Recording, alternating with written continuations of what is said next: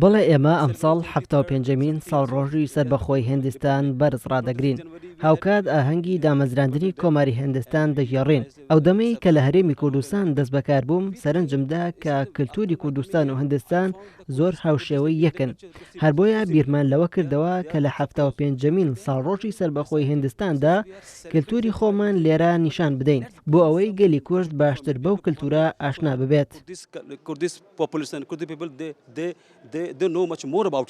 دیارە ئەمە ڕێوڕسمە لە چوارچێوەی یادی 75 ساڵای ئازادی کۆماری هندستان بەڕێوە دەچێت بە هاوبەشی لە نێوان وەزارەتی ڕۆشنبیری و کۆنسڵگەری ئەو وڵاتە لە هەرێمی کوردستان.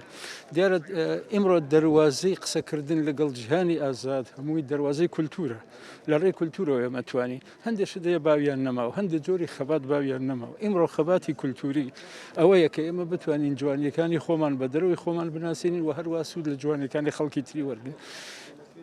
سەبارەت بە کورد لەگەڵ هێندا ئێمە بێگانەی نین بە یەکتر یەک دنیا خاڵی هاوبەش لە نێوانمان هەیە منتەوەی ئارین دانای دینێکی هاوبەش بوون سەردەمانێکی دوور و درێژ دارای زمانێکی هاوبەش بووین سەردەمانێکی دوور و درێژ لەبەرەوە ئەمەش لە چوارچەوەی پەرەپێدانی ئەو پەیوەندیانە زیندووکردنەوەیان گەشەکردنەوەیان و هەروەها خەڵکی کوردستان لە شەستەکانەوە لەگەڵ کولتوری هندیا لەگەڵ هەموو دانەکانی کولتوری هندیا لە ڕێی فلیمەکانەوە ئاشنا بووە فلیمە هندیەکان نەکرد پیا و هینیان ڕایکێشا کوڕ کچ و ژنانیشان ڕایکێشا و خەت بە خێزانەوە سری و فلیمانەکەەوە لەوێەوە متوانیمانە لە زۆر لە دانەکانی ڕۆشنبیری ئەو وڵاتە ئاگادار بی.